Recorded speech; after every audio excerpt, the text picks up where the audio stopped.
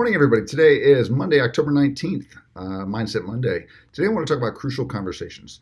So between the pandemic, the election, and all the events and feelings that are making 2020 one of the wildest years, definitely one for the record books, I wanted to acknowledge that this year has given us all more anxiety than usual and to talk through how that may be affecting our conversations. So in the book, Crucial Conversations, Tools for Talking When the Stakes Are High, author Kerry Patterson and his co-authors, they talk about how to have meaningful conversations when everyone is stressed, overwhelmed, or just generally being controlled by tension, which, of course, it sounds like could be a typical day in the life of a realtor. So first off, I recommend reading this book. There's tons of insightful takeaways, but for this video, I wanted to share a couple of my favorite ones. So the first was making it safe. We've talked about this a little bit in sales meetings, but one of the killers of negotiations or meaningful conversations is when one or both of the parties talking don't feel safe. So what does it mean to feel safe? So a feeling of safety in a conversation allows us to be more open to others' ideas. When we or others don't feel safe, we often get tunnel vision for our own agenda or our own truth, and we turn to either silence or violence, neither of which are productive. So similar to the fight or flight instincts that we as humans have had for eons, silence or violence occurs when one party doesn't feel safe, doesn't feel heard, or doesn't feel like their opinion or voice matters. So silence is what it sounds like, right? It involves shutting down, getting quiet, whereas violence is about lashing out. Violence sometimes happens immediately when there's a felt threat, but sometimes it happens after a period of time when the silence approach appears not to be working. So how do we make it safe? First step would be visualize the outcome. So before you have a crucial conversation with another client, agent, etc., think about what you want to accomplish. Are you looking for an agreement or understanding, or are you just looking to prove your point? Just a little hint, if it's the latter, probably doesn't want to end, probably is not going to end well. Secondly, ask real questions. So what's a real question and what's a fake question? Well, fake questions are the ones that don't seek to actually understand the other side's perspective, but instead they just aim to prove your point. Whereas real questions seek to genuinely understand and hear what the other side is saying. Number three, find a shared pool of meaning. So when you ask real questions and truly hear the other side, chances are you'll find a lot of areas in which you actually agree. In fact, probably most of the areas in which you actually agree. So this not only helps keep it safe because you're actually listening, but it also creates clarity on the actual issues at hand in which you're trying to reach an agreement or understanding. And they usually don't feel as big or as overwhelming once you clarify what they actually are. So the second part is reacting the right way.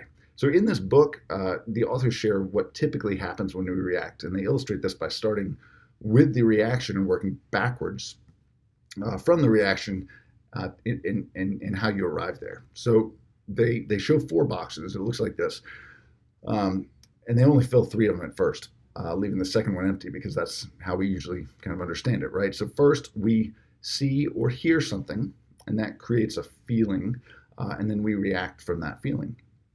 The box that they leave out, however, is the second box. That's often the most important because it shapes our feeling and therefore our reaction. So when we see or hear something, the feeling that we get from that is often not based on what was seen or heard, but was actually from a story that we tell ourselves, and it's usually just in a little microsecond. And it usually comes from another time in our past where we experienced something similar, right? So what really happens is you see or I see and I hear something, and then I tell myself a story, and then I have a feeling from that story, and then I react proportionally to that. So as an example, let's say my mother-in-law is visiting and staying at my house. I come home from a long day. I drop off my bag haphazardly at the door. I drape my coat over a chair. I go into the kitchen to plug my phone in, and I come back out, and I find that my mother-in-law has put my bag away and maybe hung my coat up. That's what I see, right? And so I get this feeling that she's invading my space. This is my house. She's judging me for being messy. I react and I go tell my wife that I'm so tired of feeling like somebody else is in my space. And then I probably have anger toward my mother-in-law and my wife. But what actually happened was that I told myself a story in step 2 I told myself, my mother-in-law is being judgy. She's a manipulative person. She thinks I'm messy. Maybe that's true. Maybe it's not. But what resulted from that story was a reaction that not only made me angry at my mother-in-law, it also made me angry at my wife, neither of which are very smart places to be. If you're a man listening to this, you know what I mean. So reshaping the story. What is a powerful approach is that when we are aware, we have the ability to reshape the story we tell ourselves.